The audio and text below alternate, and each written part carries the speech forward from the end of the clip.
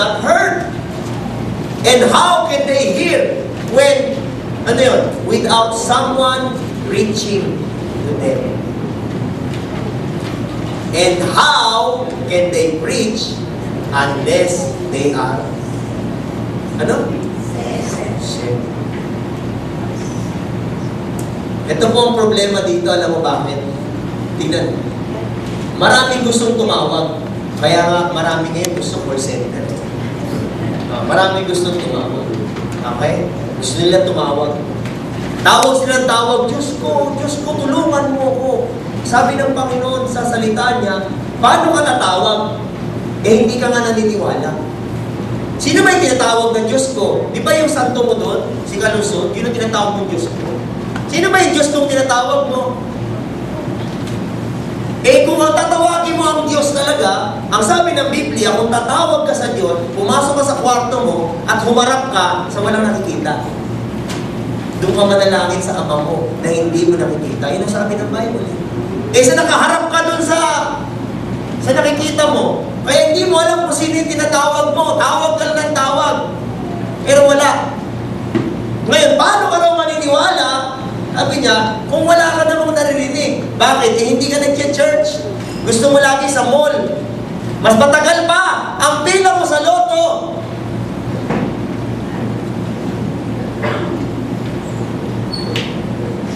Hindi yata yung nasabi.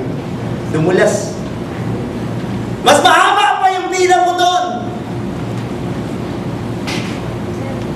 Mas willing ka pa mag-antay na nakatayo kaysa makikinig ka lang na nakaupo.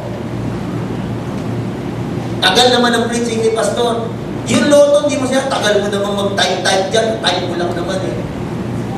Haba-haba ng pila. Oh. Mas willing ka pa mag-antay na nakatayo sa bangko. Bagal-bagal, yung teller. Asar na asar ka na doon sa pila mo. Asar na asar ka na talaga. Parang taing-taing ka na, naihing-ihing ka na, hindi mo maintindihan. Kung pwede na ikaw na umupo doon sa teller at sabi mo, ako na nga. Ang tagal-tagal mo naman. Pero pagdating mo naman sa harap ng teller, ngingiti ka lang. Peking ngiti. Ako hindi. Pag matagal, naiinip na ako. Magsasalita ako, sabihin ko, mahaba pa po ba ang pila? Alam mo bakit? Pasensya na po, customer kayo, amen? Customer kayo. Dapat marunong kayo. Ngayon, pag hindi kayo customer, hindi kayo intindihin. Pero kung customer kayo, intindihin kayo lang. Okay. Tingnan niyo po baka masasan ako mapunta eh. Sabi niya paano ka maniniwala kung wala ka naman narinig? Kasi ang lagi mong pinapakinggan, yung pelikula ni Dingdong Dantes. Ang lagi mong pinapakinggan, yung mga telenovela ngayon. Ang lagi mong pinapakinggan, kung ano yung i-write niya sa wall. Kanina bang wall? Wall mo, wall niya. Ang lagi mong pinapakinggan, yung ring back. Ring na tawag ka, may nagre-ring back doon. Ang lagi mong pinapakinggan, ibang bagay. Hindi mo pinapakinggan yung salita na yun. Hindi mo kailangan tumingin sa katabi mo, tignan mo lang sarili mo. Alam mo bakit? Kasi nangungusap ang Diyos sa'yo ngayon. Sabi niya, anak, paano mo ako marinig? Ayaw mo ako pakinggan. Ang sabi niya, and how can they hear without someone preaching? So, kailangan yung someone. Okay? Kaya nga may church. Kaya nga may tinawag ang Diyos. Kaya nga may itinatag ang Diyos. We are tasked to preach. Bakit? Pag hindi namin preach sa inyo at ang sinabi ko lang sa inyo, yung katulad na sinasabi nila sa abroad ngayon, ng mga bakla, pwede na lumakit sa langit, di lahat tayo pare-parehas na lang. Di parang sabihin na lang natin, hindi na rin kailangan si Jesus Christ mamatay sa krus. Dahil sa ngayon, si Oprah, pwede na rin ang kaligtasan sa kanya. Pag naging membro ka kay Oprah, ligtas ka rin. So, di parang si Jesus Christ na rin siya. Ano ba yan? Eh, kailan lang naman siya sinilang? Pangalawa, sarili nga niya, hindi niya kayang gamutin eh. Kailangan pa niya ng doktor eh. Ano bang miraculous sign ang ginawa niya? At kahit na may gawin siya, hindi niya kayang buhayin ang sarili niya. Si Jesus Christ nabuhay ng muli. Amen? Hindi siya katulad ni Allah. O ni Allah tuloy, ni Muhammad. Hindi yung Muhammad na apelido. Yung Muhammad. Hindi siya katulad ni Buddha. Oh. Hindi siya katulad ng iba't iba pang mga tanyag na tao. Kahit na si Gandhi pa yan. O Gandalf. Sino ba gusto niyong Gandalf? Vice Ganda. Yun ang gusto niyong Gandalf? Pasensya na kayo hindi ako fans nun. Alam mo bakit? I refute kung ano man sinasabi niya. Bastos siya. Ano pa? Huwag na. Makakasuhan ako ng libel dito. Ang sinasabi ko sa inyo, simple lang. Okay? Para i-promote mo yung pagkatao mo, na alam mo sa sarili mo na mali, ang tawag doon, para kang drug pusher. Ayan. Okay? Ayaw mo lang na ikaw ang mapahamak, gusto mo sila rin mapahamak. Sandali, kala ko ba tulong-tulungan tayo? Eh bakit ngayon sira-siraan na tayo? Sabi namin, hindi namin marinig yung salita ng Diyos eh. Kaya nga eh, kasi hindi mo pinapakinggan. Sinasabihan ka ng lola mo eh. Kabilin-bilinan ng lola. Huwag nang uminom. Pero ang kulit mo pa rin. Ang laging sigaw mo, banal na aso. Santong kamay.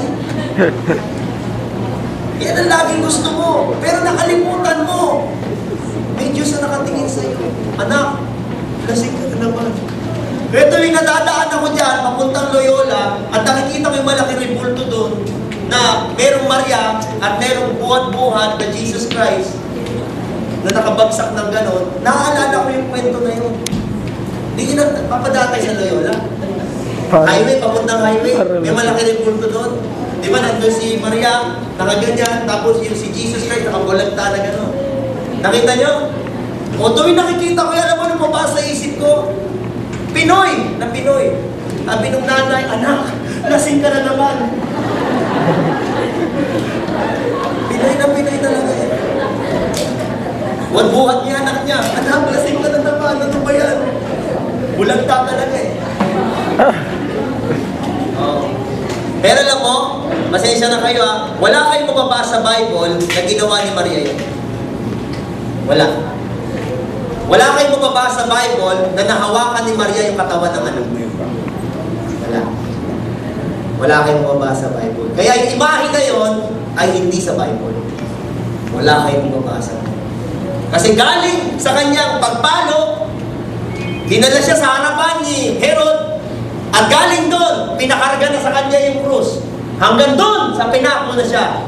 At namatay na siya doon sa krus, at hindi siya binaba.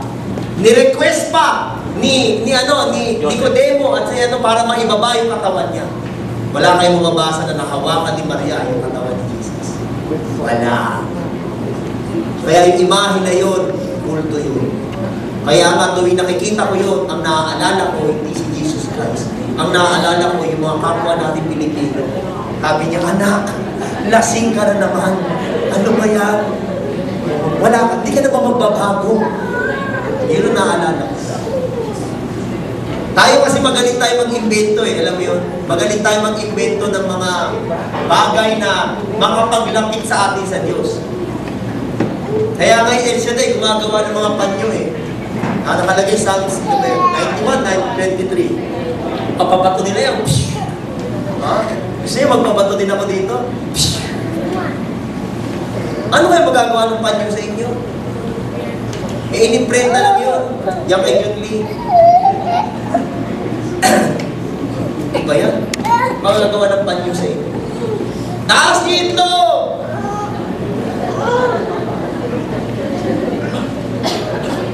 Economics po yan kasi bibili mo yung itlog.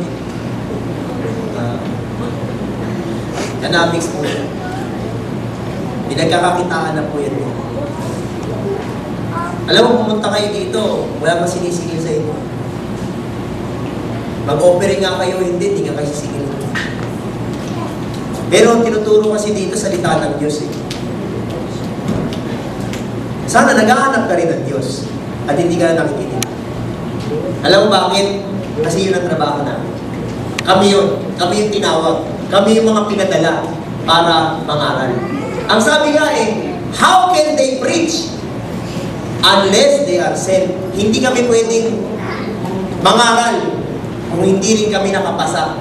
Ang tawag diyan eh, kailangan din kaming isugo. Kumbaga, pare-parehas kaming mga isugo. Lahat kami ng mga pinadala para mangaral. Tandaan nyo, hindi lahat pwede mangaral. Yun lang mga pinadala. Kaya nga sabi niya, this is written, how beautiful are the feet of those who bring good news. Ganda siguro ng paa ko. Naka-sapatos lang, pero maganda yan pag tinadala.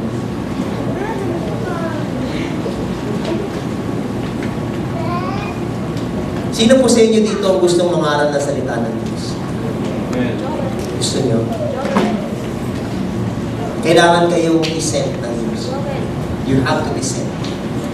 Hindi yun ang topic ko ngayon ha. Hinapi ko na yung nakaraan mo halinggo. Nakinig kayo. Pangalawang essential message o component ay yung message. Ano ba bang ibang message kundi ang Word of God? Meron ba bang ibang message? Buhay nila. Buhay ni Obama. Buhay ni Noynoy. Buhay ni Galusot. Ano ba bang message ang gusto nyo? Meron ako ngayon narinig eh. Message ni Galusot eh. Hindi nyo ba narinig? Ako lang ba talaga nakikinig dito? Sino sa inyo nakarinig? Wala. Hindi ata kayo nakikinig ng AM eh. Puro kay TV, no? O talagang no news. Blackout. News blackout. Ang alam lang ng news yung nag-Facebook, na pumunta kami, nag-outing kami, gano'n. Yun ang news na alam nyo. Naka-level up na ako sa games ko, yun ang news na alam nyo. Pero yung actual news, wala. May mensahe si Galusot sa ating lahat, hindi ba alam? So pati yung patay may mensahe. Panginoon ko, ano ba ito? Pero tingnan mo, sinasabi ng Panginoon, in John chapter 7 verse 6, ibig sabihin yung letter C, yung sentence number 3. Okay. Ang sabi niya, they have obeyed your word. Kaninong word? Kaninong word? Oo. Sa 17:14, I have given them your word. 17:17, sanctify them by the truth. Ano yun? Your word is truth. It's like saying, sanctify them by your word. Kaninong word? Word ni Pastor James. Hindi. Kaninong word? Even Jesus Christ didn't claim the word. Mas mataas ka pa ba kay Jesus Christ? Si Jesus Christ yan, hindi niya kinlaim yun. It is my word. Hindi nga niya kinlaim eh. Bago sinabi niya, your word. Sino yung kausap niya? God the Father. At syempre, yung pangatlo na component natin ay yung belief. Belief is not religion. Again, belief is not religion. Because religion is the practice of belief. Okay? Ano ba ang belief? Ang sabi ng salita ng Diyos, you have to be a disciple. Parang iikot lang ulit yun sa umpisa. John chapter 5:24, ang sabi niya, I tell you the truth, whoever hears my word and believes Him who sent, kadali, kala ko ba sa iyo maniniwala? Kala ko ba, kanino ka ba dapat maniwala? Kanino? Kanino? Basahin natin yun. Ang sabi niya, I tell you the truth, whoever hears my word. So, kaninong word? Ang sabi niya, and believes Him. Sino yung Him? Who sent me? Ulitin natin, ha? Baka hindi nyo naintindi English, Tagalogin natin. Ang sabi niya, sinasabi ko sa inyo ang katotohanan. Translate niya, eh. Kung sino man ang nakakarinig nitong sinasabi ko at naniwala doon sa nagpadala sa akin. So, kanino kayo maniniwala? Eh, bakit kay Maria kayo naniniwala? Malinaw naman sa Bible, eh. Him, eh. Hindi her. Bakit marunong grammar? Simple grammar, him, her. Alam ng grade 1 yan. Ang linaw naman, eh. Him, eh. O kaya nga po, basta may kalusot, him yun. Gulo niyo talaga. Hindi iba-iba niyo. Tensya na kayo, ha. Si Pastor lumalabas, may nakakausap ako. Hindi ayos. Hindi kasi pwede na ipilit mo lang yung gusto mo lang na paniwalaan. Anong batayan mo? Pag wala kang salita ng Diyos, wala kang batayan. So bakit ka nangangaral kung wala kang batayan? Kasi yun po sabi ni Father. Alam mo yun? Kayo, hindi ko kayo tuturo ang pangaral. Bakit? Pag hindi nyo alam yung batayan. Pero pag alam niyo yung batayan, mangaral kayo. Alam mo bakit? Kasi inutusan kayo ng Diyos. Ang sabi niya, go. Di ba? And make disciples.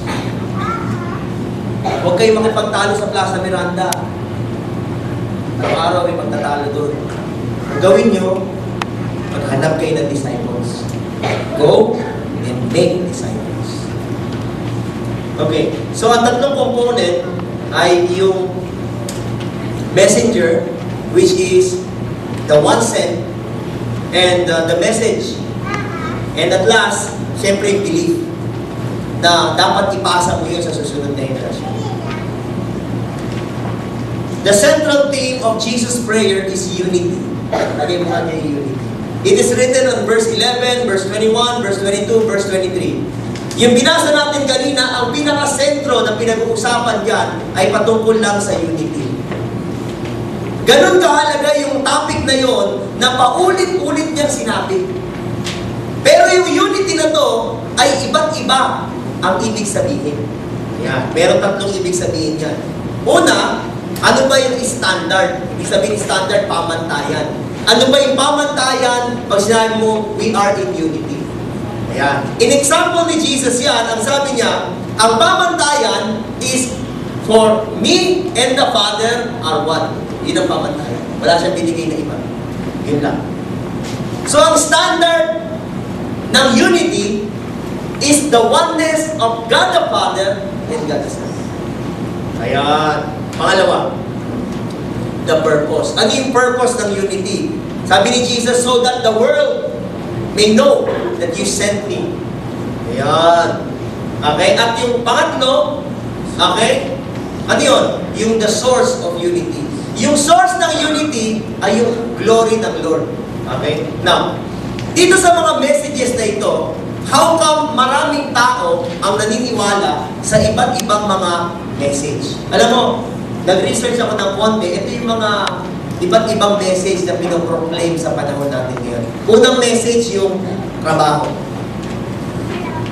Sino po sa inyo dito yung lagi sinisermonan? Hoy, magtrabaho ka na! Trabaho. Yan ang message ngayon eh. Pangalawa, rules and regulations. No ID, no entry. Ha? Humanism. Uy, magkapatao ka naman. Rituals and ceremony.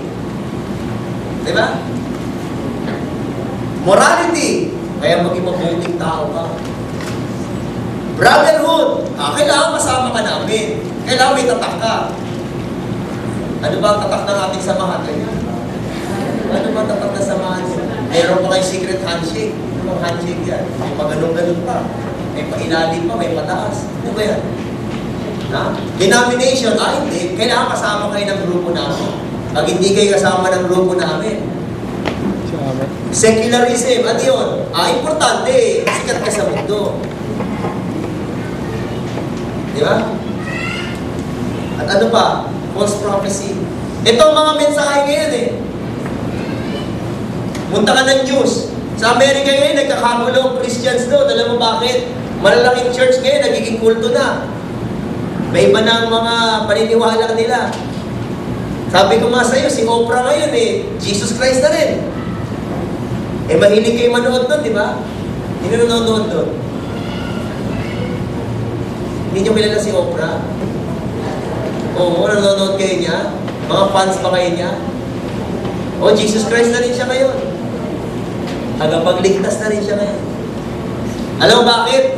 Ginamit niya yung text sa Bible na you will know them by their fruit. Kasi daw ang fruit niya ay good works. That's why ang kaligtasan daw ay good works. Pero nakakalimutan niya basahin ni Ephesians. Ang sabi ni Ephesians, not by works so that no one can boast. Ang binabasa lang niya yung you will know them by their fruits. Ang tawag mo doon, ano kaya? Tanggalin mo na kaya yung Ephesians sa Bible? Hindi pwede kasi parte yung Ephesians sa Bible. Hindi mo pwedeng basahin na isang verse na nag-contradict sa another verse. Kailangan basahin mo yung Bible sa buo. Yan ginagawa ng ibang religion natin dito Babasahan ka ng isang verse. Tapos pag sumagot ka, babasahan ka ng kabilang verse. Basahin mo yung buong Bible. Para hindi verse ng verse ang binabasa mo. Alam mo bakit? Kasi nakapanlilim lang. Lalo na kung ikaw, hindi ka aral sa Biblia. Mauuto ka. Sabi ko nga ikaw lawyer ka, nag-aral ka ng 8 taon. Tapos sa Biblia, hindi ka marunong. Nabasa niya lahat ng Constitution sa Philippines at pati Amerika, pero hindi pa niya nababasa ang Bible. Nai-interpret niya yung mga Constitution, pero hindi niya maintindihan yung Bible. Alam mo bakit? Kasi yung Bible, hindi siya kaya i-interpret ng tao. Sino nag-i-interpret ng Bible? Sino? Sino? Kaya nga sabi ni Jesus, ipapadala ko ang Holy Spirit para ano? Para siyang maging guide nyo. And He will reveal you all truth. Ito ang problema. Ayaw ng tao ng Holy Spirit. Hindi naman, Pastor. Tuwing meron tayong tumatanggi ka Ayaw mo. Kasi ang Holy Spirit, siyempre, hindi ka pipilitin. Pero tandaan mo, hindi mo maintindihan salita ng Diyos pag wala ang Holy Spirit. Okay? Tuloy lang tayo. So, ano ba yung glory na pinag-uusapan natin yan?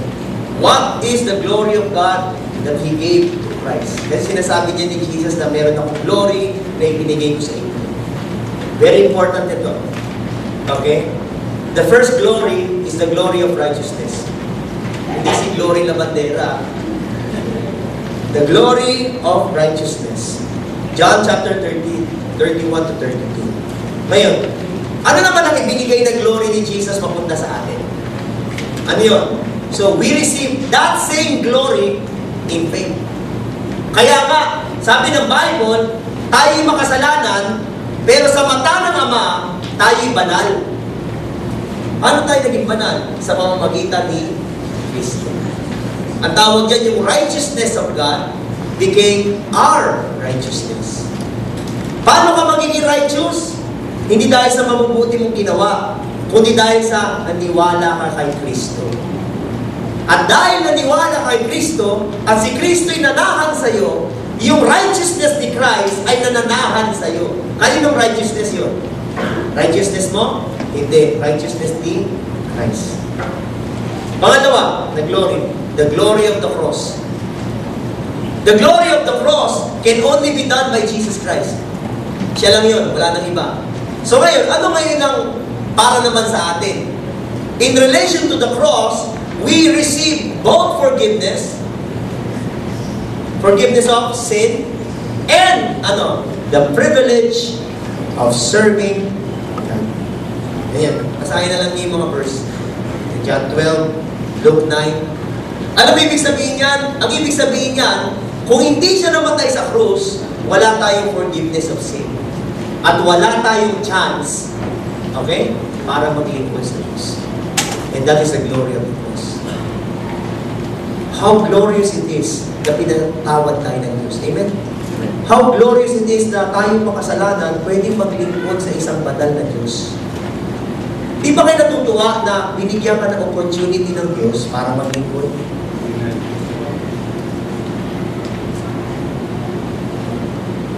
Kasi hindi ito na-open lagi eh.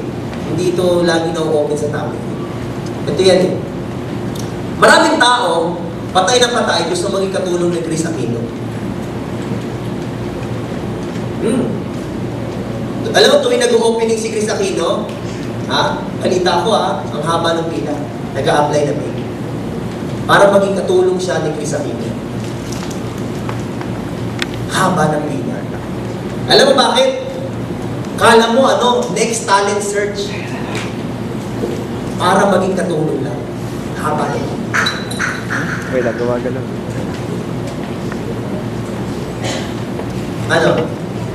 Obra pa kayo? Chris Aquino. Chris Aquino lang yun. Pero ganun kahabang pila. Ito ngayon sabihin ko sa inyo. Ang Biblia sinasabi, ang ating Diyos Ama ay naghahanap din. Naghahanap siya ng mga manggagawa. Sino kaya ang pipila? May magpapile ba ng audition dyan? O lahat ayaw? Kasi lahat gusto paglingkuran. Ayaw maglingkuran. Kapatid, may pribilehyo ka eh. Noong unang panahon, wala silang pribilehyo. Kasi hindi pa nabigay si Kristo. Kaya nga noong unang panahon, isang tao lang ang pwedeng gamitin ng Diyos. Kung yung si propeta yun, yun lang propeta na yun. Kung si haring ganon, si haring ganon lang. Wala na iba. Pero ngayon, pwede tayong sabay-sabay gamitin ng Diyos eh. Bakit ayaw natin na gamitin tayo ng Panginoon? Open na to. Sabi ng Lord, dahil sa glory ng cross, pinatawad tayo sa kasalanan natin, binago tayo ng Diyos, at meron tayo ngayong chance, privilege, to serve. Hindi pa ba malaking honor yan? Hindi pa ba glorious yan na makapaglingkod tayo sa Panginoon? Alam mo bakit?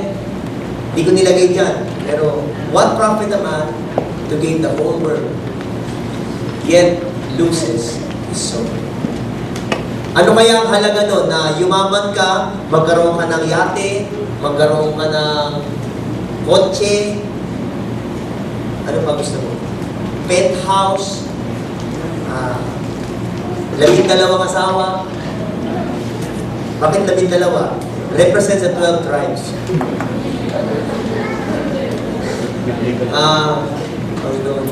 Meron ka pang doktor na kasama tuwing naglalakad ka sa mall. May 2 ka pang nurse. Sino ba yun? Meron ganun eh. Alam mo si Henry C. ganun eh.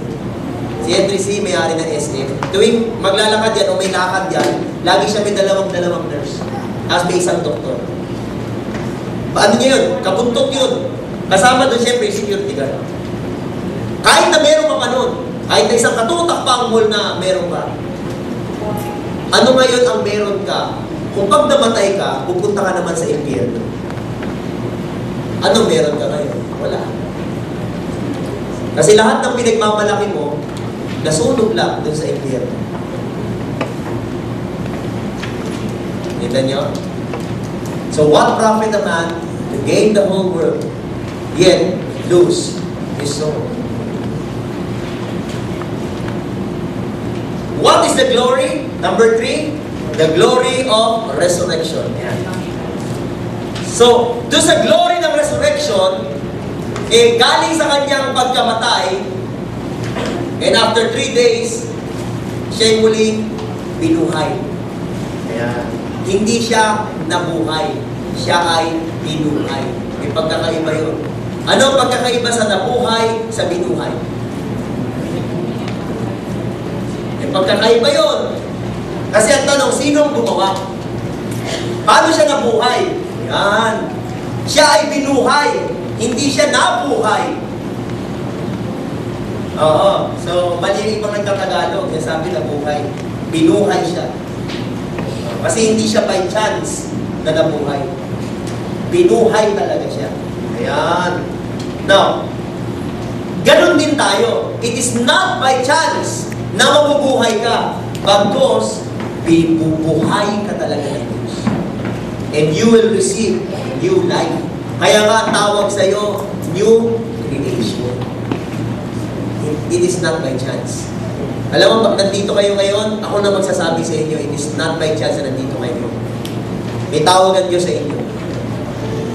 Maniwala kayo, hindi sa akin, may tawagan Diyos sa inyo. Gusto nyo ayusin ng Diyos ang buhay nyo, makinig kayo sa tawag ng Diyos at sumunod. Ayusin ng Diyos buhay. At pang-apat, the glory. The glory of the ascension and exaltation. Ano yun?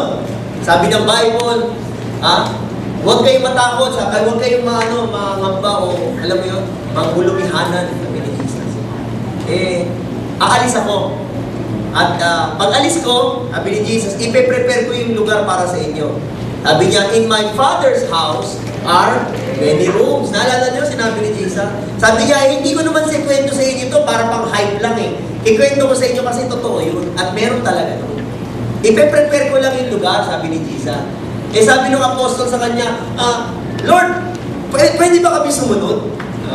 Sabi niya, kasi lang hindi namin alam kung saan. Ano sagot ni Jesus? I am the way, the truth, and the life. No one comes to the Father except through me.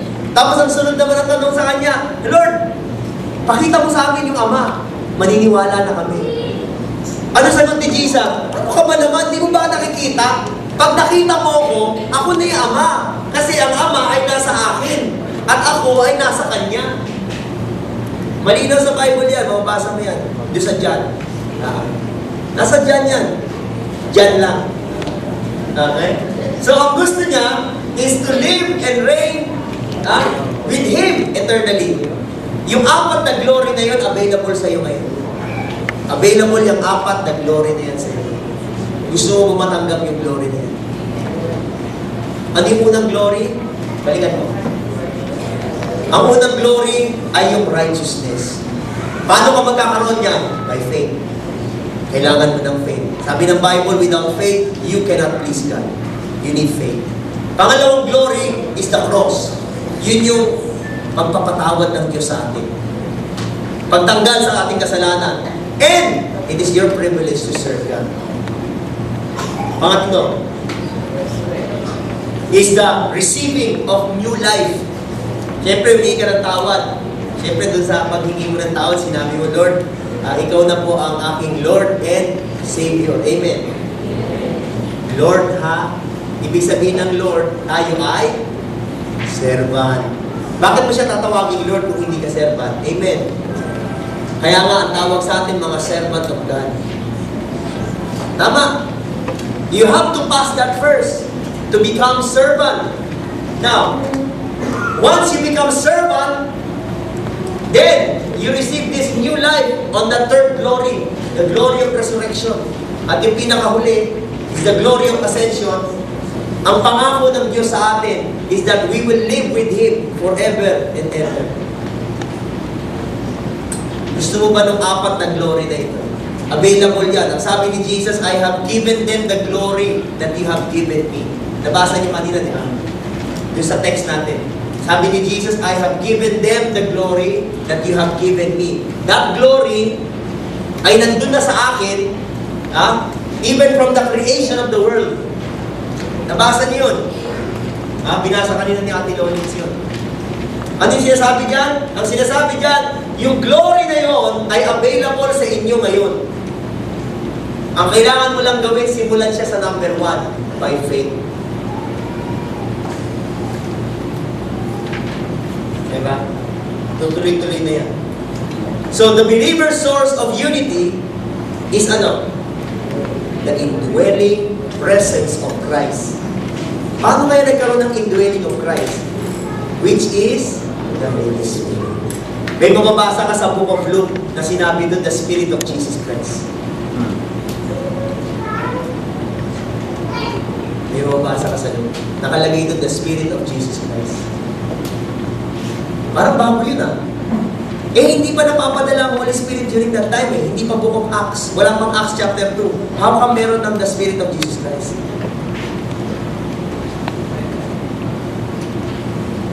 Wala ba tanong dyan? Kailan natanggap ni Jesus Christ yung Holy Spirit? have you forgotten that when Jesus Christ was baptized in the water, there's a voice from heaven saying, "This is my son." And then there is a form of a dove that, alam mo yun, the Holy Spirit. That's why the Holy Spirit is already available in Jesus Christ during that time. But it was not yet given to all men. Only to Jesus Christ pa lang. Kaya nga during that time, kasama niya yung mga disciples niya, nireveal niya sa kanila, ito yun. Ito yung Holy Spirit, sinabi ni Jesus. Ito yun. Receive the Holy Spirit. Kaya nga, pagdating ng Book of Acts, doon sa upper room, wala na si Jesus doon, nag-ascend na si Jesus Christ, kung hindi nila alam yung Holy Spirit na natanggap nila, nagkagulo na sila sa upper room. Tama. Nagkagulo na sila. Si Piwe, bigla may parang sabi doon, apoy na dila na pumunta doon, nagkagulo na sila. Ano ba yan? Mumu! Tik-tik! Nagkagulo na sila doon. Bakit? Hindi nila alam kung tatanggapin nila eh. Pero hindi, inunahan na sila ni Jesus. Beforehand, pinakita na ni Jesus sa mga disciples. Ito yun. Ang tawag yan, siya yung nagpakilala. Si Jesus Christ ang nagpakilala sa Holy Spirit. At ngayon, available na ang Holy Spirit sa ating lahat. Dati hindi. Ngayon, available na. Alam mo, sabi ng Bible, how they wish na pinanganak sila ngayong panahon natin. How they wish na ngayon sila pinanganak. Pero mukhang hindi natin naiintindihan yung value. Hindi natin nakukuha yung maximum potentials natin. Alam mo yung mga apostol ng mga panahon na yun, how they wish na ngayon sila pinanganak. Yung mga prophet ng time na yun, how they wish na ngayon sila pinanganak. Dahil sa panahon natin ngayon, kasama mo ang Diyos personally. Nung panahon nila, ang Diyos ay parang boses lang. Hindi nila makasama. Kaya nga, inilalagay pa nila ang presensya ng Diyos doon sa tabernacle. Sa ark. Buhat-buhat nila yung tent. Tapos naisip naman ni King David na gumawa ng templo. Nandun naman nag-rest ang Diyos sa templo. Pero ngayon, hindi na kailangan ng ark. Hindi na kailangan ng templo. Ano ang kailangan? Ano kailangan? Di ba ikaw? Ikaw na yung templo ng Diyos, ang sabi ng Bible. You are the temple of the Holy Spirit. Malinaw sa Bible yan. Walang nilagay the temple of God the Father. Walang nakalagay na the temple of Jesus. Nakalagay na the temple of the Holy Spirit. Malinaw sa Bible yan. Alam mo bakit? Kasi yung New Testament, ang binigay sa atin ay yung Holy Spirit. Bakit ba ayaw niyo tanggapin ang Holy Spirit? Pinakilala naman ni Jesus. Mabuti kung hindi pinakilala. Pinakilala eh. At available siya ngayon. Receive God's glory so that you can work, be strengthened, be empowered by His Spirit.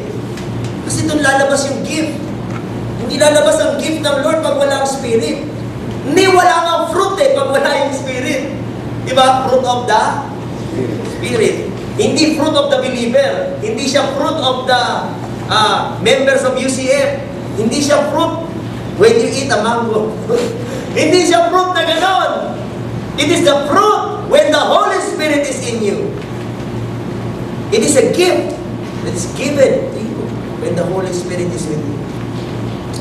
Okay. John 14:17. Sabi niya, the Spirit of truth. Ito na. The world cannot accept Him because it neither sees Him nor knows Him. But, ang sabi ni Jesus, but you know Him, for He lives. Ano? He lives. He lives with you and will be. Okay, bakit niya sinabing will be? Future tense yun eh. Bakit niya sinabing will be? Kasi bukod dyan ito eh. Remember? Nung bukod dyan, hindi pa binibigay ang Holy Spirit. Kaya nga sinabi niya, will be. Okay? Pero pag binasa mo na sa Book of Acts, is already in you. Yan ang pagkakaiba. Kasi yung panahon. Ayan ha? So, sino yung Spirit of Truth? The Holy Spirit. Yung sabi ni Jesus, oh, the world cannot accept Him because it neither sees Him nor knows Him. Pero nasabi niya, pero kayo ng mga disipulo, alam nito. Bakit? Kasi kasama niyo yan. At ngayon, hindi niyo lang kasama. Nasa loob na niyo. May pagkakaiba yun, hawakan mo yung kamay ng katabi mo. Ang tawag yan, magkasama kayo. Hindi kayo pwedeng nasa loob niya. Amen? Wala, paano ka papasok dyan sa loob ng katabi mo? Hindi ka makapasok. Sino pwedeng pumasok dyan sa loob mo? Holy Spirit lang. Oo. Nakuha mo? Hindi pwede. Kasi hindi ka magiging isa sa Diyos pag hindi yung Holy Spirit ang nasa sa iyo. Ayan. Linaw yan sa Bible. So, ang sabi ko dyan, we can actually partake in God's divine nature through the indwelling of His Spirit. So, meron pala tayong pagkakataon ngayon. 2 Peter chapter 1, 3-4. Ang sabi dyan, His divine power, sabi niya, has given us everything we need in life or for life. And godliness through our knowledge of Him who called us by His own glory and goodness. Again, nabanggit yan yung glory. Pansin niyo? Yun yung glory na tinakil ko kanina. Dinivide ko sa apat. And goodness. Verse 4, sabi niya, through this. Anong this? Yun nga yun, yung process na yun. Through this, He has given us His very great and precious promises. Ano yun? So that through them, ano yun yung promises? You may participate. Ang gusto pala ng Diyos ay mag-participate ka. Tingnan mo yung katabi mo. Mag-participate ka. Tingnan nyo nga ulit yung Bible niyo, baka mali yung nakasulat dyan. Ano ba nakalagay sa Bible niyo? Participate din ba? Ano nakalagay sa Bible niyo? Participate? Ano sa Tagalog ng participate? Pastor, partisipasyon. Ha? Tagalog pala yun? Ha? Halubilo. Lahok?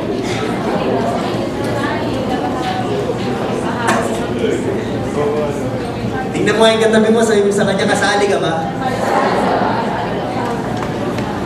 Participate eh. Ang sabi niya, hindi ka lang basta magpa-participate kung ano-ano lang. Ano ka, sasali ka sa minor run? Ganon? Hindi. Sabi niya, participate in the divine nature. Divine nature. Paano ka magpa-participate sa divine nature? Through the Holy Spirit. You cannot participate in the divine nature if God is not in you. If the Holy Spirit is not in you, you cannot participate. Ang tawag yan, meron siyang requirements. Paano ka sasali sa Milo Run? Kailangan magdala ka ng isang pakete ng Milo. Amen. Pag wala kang pakete ng Milo, hindi ka pwedeng tumakbo sa Milo Run. The same as, hindi ka pwedeng tumakbo sa takbo ng langit pag wala ang Holy Spirit sa iyo. Kasi yun ang kailangan ko. Ang tawag dyan, prerequisite. Ayan. Ang sabi niya, and escape. Escape what? Escape the corruption in the world caused by evil desire. Sino po sa inyo dito ang nahihirapang tanggalin ng bisyo? Sino po sa inyo dito ang nagpapatuloy sa Panginoon pero hirap na hirap siya? Tuwing inutukso siya, bibigay lang siya. Alam mo bakit? Hindi ka makapag-participate hanggat wala ang Holy Spirit sa iyo. You may know Jesus Christ, that's good, but magkaiba yun eh. Magkaiba yun. Knowing Jesus Christ is one thing, receiving the Holy Spirit is another thing. Pastor, di ba sabay yun? Andali, ulitin natin ha. Yung mga disciples, di ba tinanggap nila si Jesus sa puso nila? Eh how come wala pa ang Holy Spirit sa kanila noong time na yun? Kita niyo na, magkaiba. Kaya nga si Jesus mismo nung kanyang ascension, sinabi niya, wait, I will send the Holy Spirit. Kita niyo na. Malinaw eh. Magkaiba yung dalawa. Iba yung pagtanggap kay Jesus Christ, iba yung pagtanggap sa Holy Spirit. So, hindi enough na tinanggap mo lang si Jesus Christ sa buhay mo. Kailangan na bumuhay ang banal na Espiritu Santo sa buhay mo para makapag-participate ka sa divine nature. Para matakasan mo yung corruption ng mundo na cause ng sarili mo rin evil desire. Gusto mo lumakad sa Diyos eh. Yun nga request ni Jesus eh. Sabi niya, Ama, paano ba to? Naging tao rin ako eh. Sabi ni Jesus eh. Alam ko yung naranasan nila eh. At ito yung solusyon. Alam mo paano nakapanalangin si Jesus Christ? Kasi nasa katawang tao siya. Alam niya yung pakiramdam ng isang tao. Kaya bang ipag-pray ni Jesus yan kung nandun siya sa langit?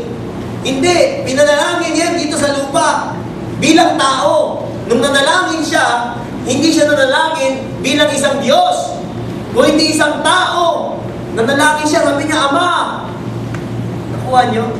Katulad mo ngayon, parang sinasabi niya, Ama, mararanasan nilang lahat ito. Ito nararanasan ko. Tulungan mo sila. Sinasabi ni Jesus Christ, ito ang solusyon. Kaya nga eh, balik mo sa mga verse ng umpisa. Verse 1. Balik mo. Yung kanina yung reading ng verse. Kaya nga sinabi ni Jesus Christ, umpisa pa lang. Umpisa pa lang ha.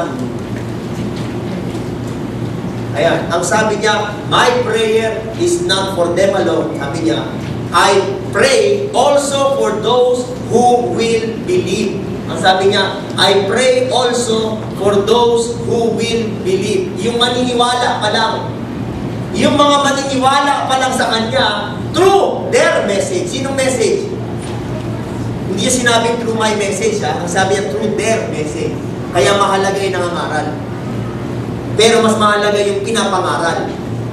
At mahalaga din yung pinangangaralan. Amen?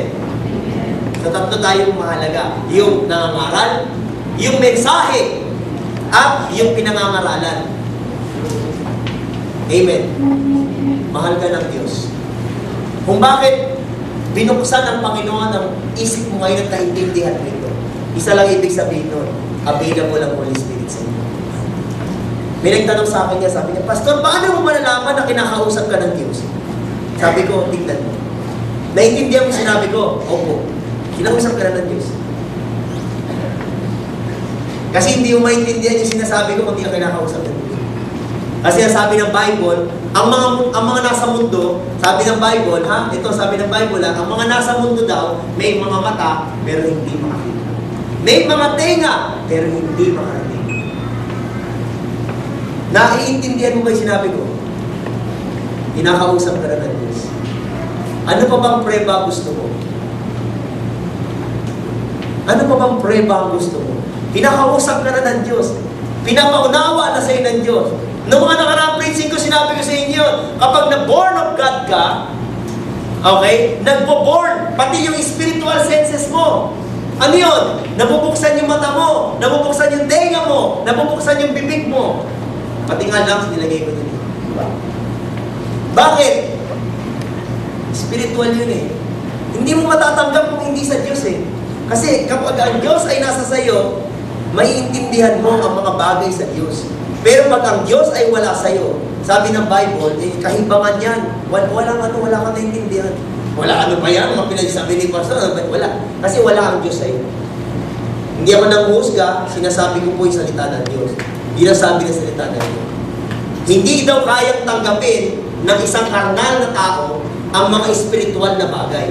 Kasi yung espiritual na bagay ay tinatanggap lang ng mga espiritual na tao.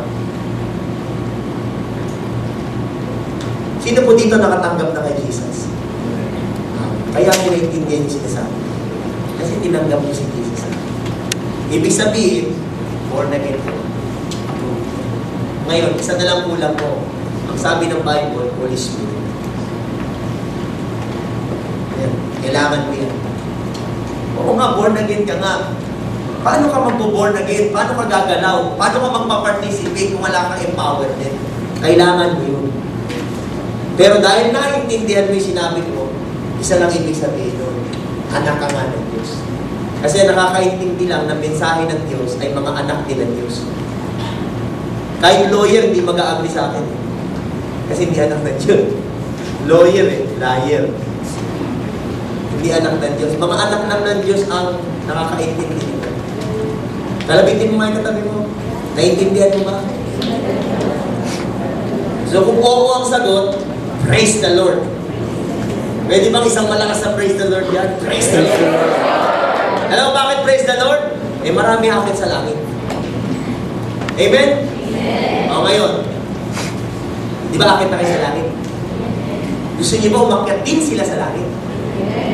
Kailangan kayo ng Diyos. Swapang naman yun, gusto niyo kayo na makyat. Sila ayaw yung maakyatin. Lahat tayo umakyat, amen? O, paano sila aakyat sa langit? Wala nga nangangaral sa kanila. Paano nga kayo mga ngaral? Hindi naman kayo sinugo. Bisugo lang.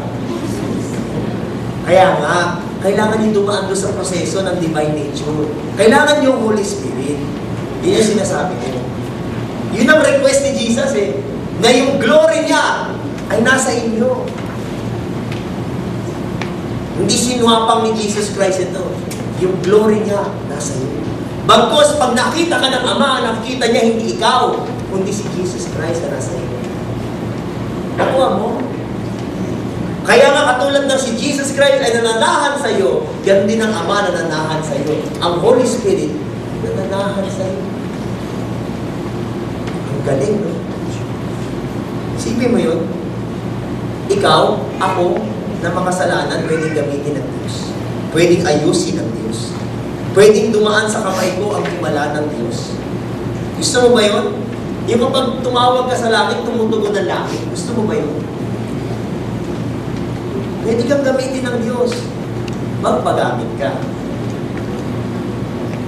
Okay ba? Di mo sa katabi mo kapatid, panahon mo na. Panahon mo na. Huwag ka na mag-antay ng puti na buhok mo. Para sa mga puti ng buhok. Huwag ka na mag-antay na magpapakulay ka pa ulit ng buhok. Huwag na. Alam mo bakit? Panahon mo na.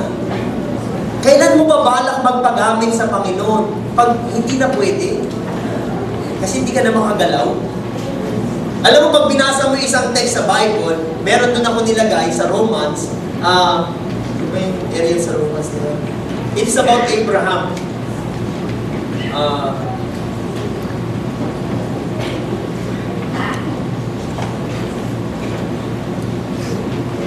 Romans 4:22. Pag binasa mo yung Romans 4:22, mababasa mo yung istorya ni Abraham doon. Na kahit na matanda na siya, pero dahil naniwala siya sa kakayanan ng Diyos at hindi sa kakayanan niya, nasilang pa si Isaac. At ang sabi ng Biblia, credited sa kanya ng Diyos yun as righteousness. Sino mo yun? Righteousness pala yun. Anong righteousness doon? Tinatanong kong Panginoon, anong righteousness doon? Dahil naniwala siya sa kakayanan ng Diyos at hindi sa kakayanan niya. Asawa niya, 99 years old na, manganganak pa ba yun? Pero dahil naniwala si Abraham na manganganak pa yung asawa niya. Naintindihan mo? Naintindihan niyo? Naniwala si Abraham na manganganak pa yung asawa niya. Ang sabi ng Bible, credited sa kanya yun as righteousness. Ano ngayon kung maraming bagay na imposible? Ay, hindi imposible, hindi ako kayang ayusin ng Diyos. Pag naniwala ka, it will be credited to you as righteousness. Ngayon, naniniwala ka ba sa kapangyarihan ng Diyos? Naniniwala ka ba na kaya kang ayusin ng Diyos? It will be credited to you as righteousness. And that is part of the glory in you when you receive Jesus Christ. Who among you here wants to receive the Holy Spirit?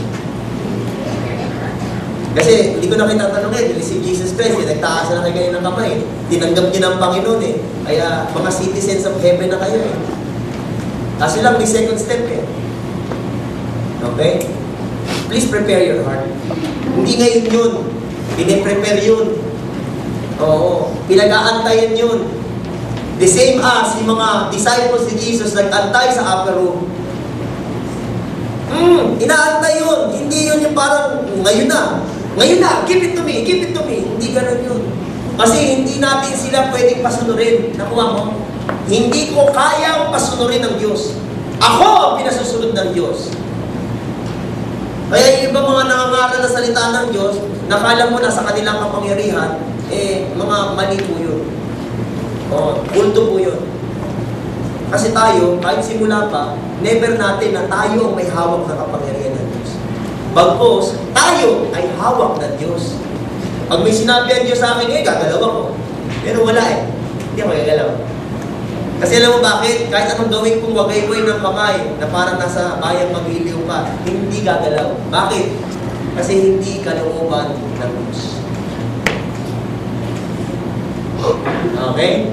So, mag-pray kayo. Para doon sa mga nagtaas ng kamay na gusto niyo matanggap ang Holy Spirit, mag-pray kayo. Gawin niyo araw-araw. Ihalo niyo sa prayer item niyo. Panginoon, gusto namin mag-participate doon sa divine nature. Lord, ibigay mo sa amin ang Holy Spirit. Pray kayo. Alam mo bakit? Kasi panahon niya ng Diyos, hindi ko panahon yan. Alam mo ba si Pedro? Pinadala si Pedro doon sa bahay ni Cornelio. Si Cornelius ay isang, Hintil. Meron siyang posisyon, meron siyang mga kamag-anak. Ang ginawa ni Cornelio, hinanda niya yung kanyang buong bahay. 2 days before, 2 days before, nakaprepare na sila. Dahil mahaba yung journey ni Peter, pagdating ni Peter doon, sabi ni Peter, kala ko si Cornelio lang makausapin ko. Bakit buong sambahayan niya nandito? Parang isang church. Kung isang church yung naratingan niya doon. Nagsimula na mangaral si Pedro. Alam mo, habang nangangaral si Pedro, sabi ng Biblia, bumaba ang Holy Spirit. Grabe Habang nangangaral, hindi man lang pinatapos si Pedro. Sino nasusunod? Si Pedro o Holy Spirit? Ganun din ako. Hindi ako pwedeng masunod yan. Habang nangangaral si Pedro, bumaba ang Holy Spirit at nabaptize silang lahat. Ano sagot ni Pedro? Hala. Ano sagot ni Pedro? Sino pa makakapagpigil sa kanila? Bautismoan nila sa tubig. Nakuha nyo? Ito ang tanong. Bakit kailangan na bumaba pa yung Holy Spirit sa kanila? Di ba enough naman tanggapin na si Jesus? Di ba enough naman tanggapin na si Jesus? Bakit kailangan pa yung Holy Spirit? Sabi ng Bible, kailangan mo, di kailangan mo. Amen? Huwag mo nang tanungin kung bakit. Sabi ng Bible, kailangan Pag sinabi ng Bible na kailangan, kailangan. Amen? Amen? Kailangan ba? Sabi, kailangan. I-aspire natin. Sabihin natin sa puso natin, gusto ko rin yan. Binanggit sa Bible Babangkitin ba naman sa Bible kung di importante? Importante yan. Okay?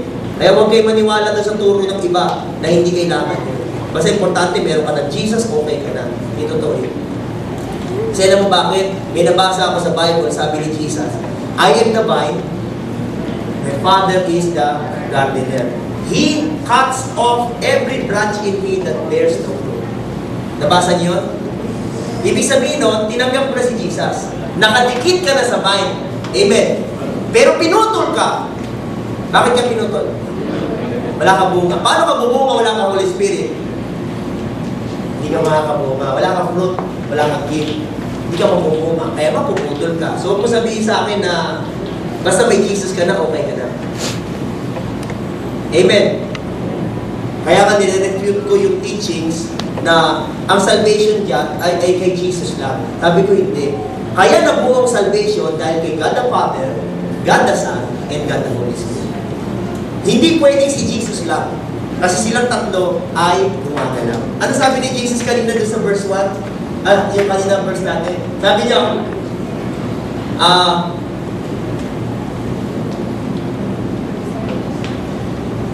ayan o.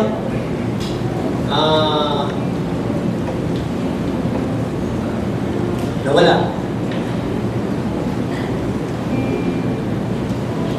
Nawala. Ang sabi niya dyan, yung Father ang nagpadala. It is the Father who sent. Ano verse? 24. Father, I want those you have given me. Father, I want those you have given me. Sino nagbigay? Si Jesus. Hindi. Kaya ka nandito ngayon kasi inalaw ng God the Father na nandyan ka ngayon. It is the Father who draw you near. Sino ang daan? Jesus Christ.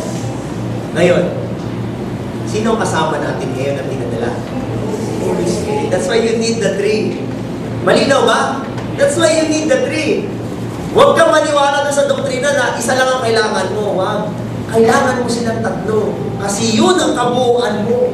You are created in their image and likeness. When we are created, silang tatlo, yung ginayahan, in their image and likeness. Kaya hindi ka magiging kompleto pag kulang ka. Kaya nga, kulang ka, hindi ka kompleto. Kailangan mo silang tatlo para makumpleto. I hope magiging malinaw yung message na i-deliver ko sa inyo. And I believe with all my heart that the Lord has already spoken to you. And I am glad. You know why? Yung prayer ko, nasabi ko, Lord, send us workers. Mukhang matutupad ka. At kayo ay mga pinili ng Diyos. Gagamitin kayo ng Diyos. Palalaguin kayo ng Diyos. Pagyayamanin kayo ng Diyos. Alam mo bakit? Hindi